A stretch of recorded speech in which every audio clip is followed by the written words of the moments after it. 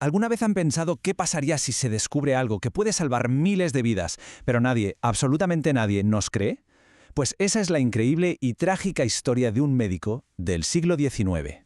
Un hombre al que tener razón le costó literalmente la vida. Vamos a ver por qué. Bueno, este es el viaje que vamos a hacer.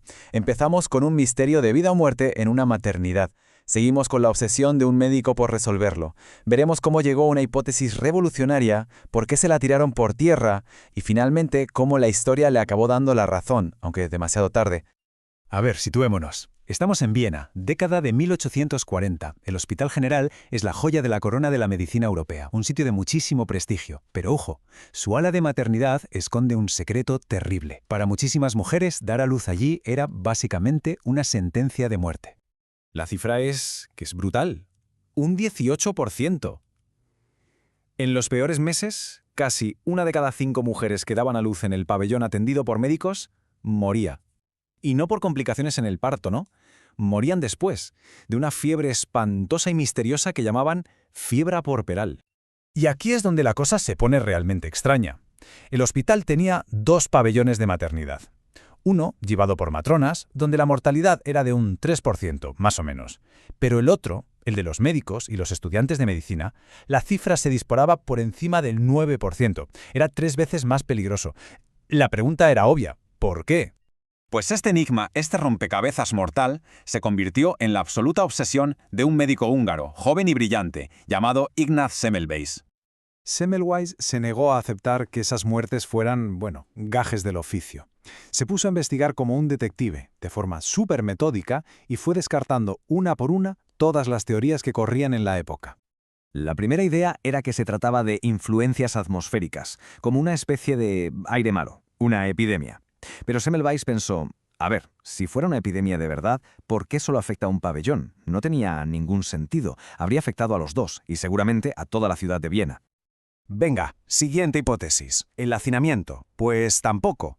De hecho, pasaba justo lo contrario. El pabellón de las matronas solía estar más a tope porque las mujeres, que no eran tontas, suplicaban por dar a luz allí. Sabían que tenían más posibilidades de salir con vida.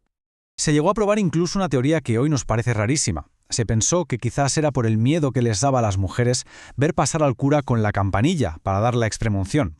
Semmelweis hizo que el sacerdote cambiara su ruta y fuera en silencio.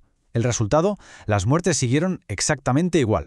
Cuando ya había descartado todo lo imaginable y estaba en un callejón sin salida, la respuesta le llegó de la forma más trágica posible. Un buen amigo y colega suyo, Jakob Kolecka, estaba haciendo una autopsia y en un descuido un estudiante le cortó con el bisturí. Murió al poco tiempo. Semmelweis, destrozado, examinó el cuerpo de su amigo y se quedó de piedra. Los hallazgos de la autopsia eran idénticos, clavados a los de las madres que morían de fiebre puerperal. Ese fue su momento eureka. Como él mismo escribió, la conexión se le apareció con una claridad deslumbradora. De repente, todo encajaba. La enfermedad no era un vapor, no era algo intangible, era algo físico, algo que se podía transferir de los muertos a los vivos. Su hipótesis era, a la vez, sencillísima y aterradora. Los médicos y los estudiantes pasaban horas en la sala de autopsias y de ahí se iban directamente a examinar a las parturientas. En sus manos, sin saberlo, llevaban partículas cadavéricas, materia invisible de los muertos. Ellos mismos eran los portadores de la muerte. Y claro, si la causa estaba en las manos, la solución también tenía que estarlo. Era de cajón. Así que impuso una norma nueva y radical. Todo el mundo tenía que lavarse las manos a conciencia con una solución de cal clorada, que es un desinfectante muy potente, antes de tocar a ninguna paciente. Había que frotar, decía él, hasta que desapareciera el olor a cadáver. Los resultados de este simple gesto fueron espectaculares, inmediatos e innegables, y sin embargo se encontró con un muro de rechazo y hostilidad. Es que los datos hablan por sí solos, son un escándalo, la tasa de mortalidad se desplomó, pasó de ese terrible 18% a poco más del 1%, una caída de más del 90%, había salvado literalmente cientos de vidas de mujeres. La prueba era abrumadora, entonces la pregunta es obligada, ¿por qué lo ignoraron? ¿Por qué se rieron de él? Pues la respuesta no está en la ciencia, está en el orgullo, en la política y en el difícil carácter del propio Semmelweis. Fue como la tormenta perfecta. Por un lado, su idea no encajaba con la ciencia del momento, aún no se conocían los gérmenes. Por otro, socialmente era un insulto terrible. Estaba diciendo básicamente que los médicos, unos caballeros, eran sucios y estaban matando a sus pacientes. Y para colmo, él era un médico húngaro, de segunda, en un hospital austriaco, y su forma de ser, un poco brusca, tampoco ayudó a hacer amigos. La frustración y la rabia lo consumieron. Perdió los estribos y empezó a escribir cartas abiertas a la comunidad médica, llamando asesinos a todos los que se oponían a su método. Claro, esta actitud tan agresiva solo consiguió que sus enemigos se unieran todavía más en su contra. Al final lo acabaron echando de Viena.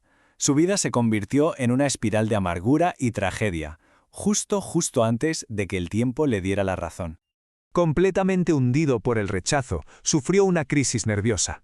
Lo encerraron en un manicomio y en el giro más cruel que se pueda imaginar, murió allí con solo 47 años, a causa de una infección en la sangre. El mismo tipo de infección que él había luchado por evitar en tantas mujeres. Pero la historia, por suerte, no acaba aquí. Poquísimos años después de su muerte, gente como Joseph Lister con la cirugía antiséptica o el gran Louis Pasteur, que por fin demostró la teoría de los gérmenes, confirmaron científicamente todo lo que Semmelweis había descubierto solo con la observación. La ciencia por fin le dio la razón, pero él ya no estaba para verlo. Su historia es tan potente, tan representativa de algo muy humano, que acabó dando nombre a un fenómeno, el reflejo de Semmelweis. Es esa tendencia que a veces tenemos, casi un acto reflejo, de rechazar de plano una idea nueva solo porque choca con lo que ya creemos saber o con lo que siempre se ha hecho. Y esto, claro, nos deja con una pregunta final bastante incómoda. Nos obliga a mirar a nuestro alrededor, a nuestro presente, y a plantearnos qué ideas revolucionarias, qué descubrimientos capaces de cambiarlo todo podríamos estar ignorando hoy mismo por ese mismo reflejo. ¿A qué Semmelweis moderno no le estamos haciendo ni paso?